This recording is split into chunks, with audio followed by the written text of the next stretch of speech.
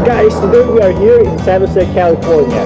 We're going to visit Mark's Hot Dog, which was established in 1936. So let's go and explore this area. Mark's Hot Dogs is a food establishment located in San Jose, California in the United States.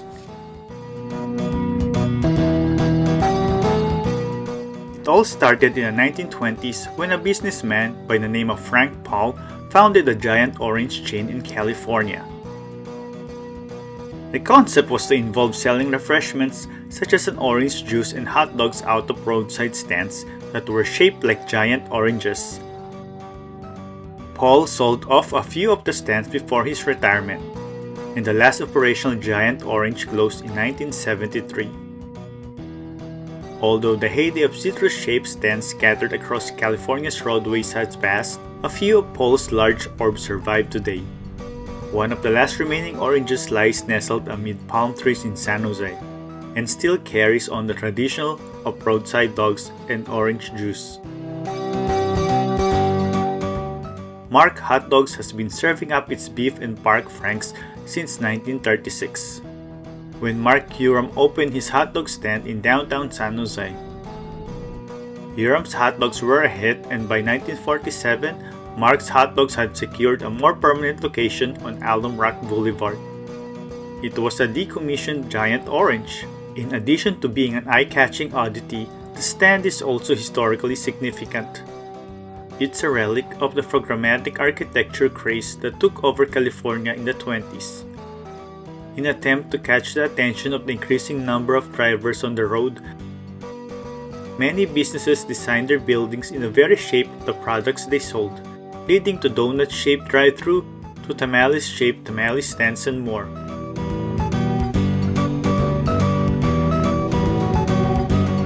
Today, diners can order at the counter and eat their hot dogs, just like what we did.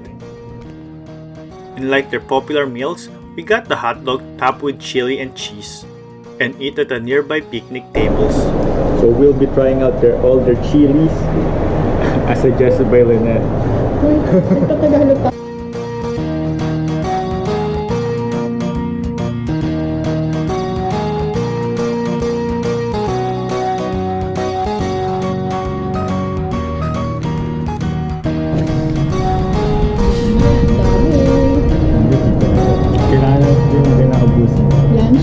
Lunchtime na yan.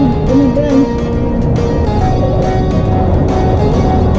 Tastes like chili.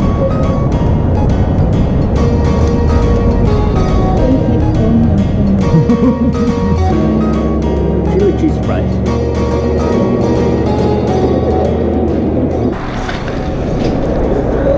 Picture mo pa, simot.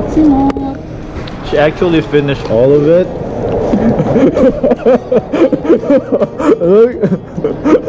I'm not the one who finished all of it. The other option is the car service. Service will come right to your car to take and deliver your order. Today, Mark's Hot Dogs is a designated San Jose landmark and one of the few shaped stands still feeding hungry drivers.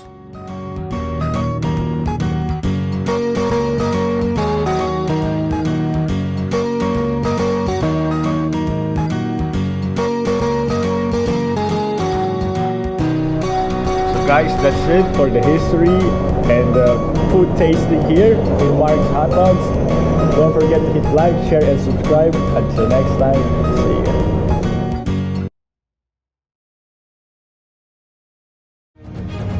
If you like our videos, please click thumbs up for like. Hit the bell to subscribe! Please comment. And don't forget to share!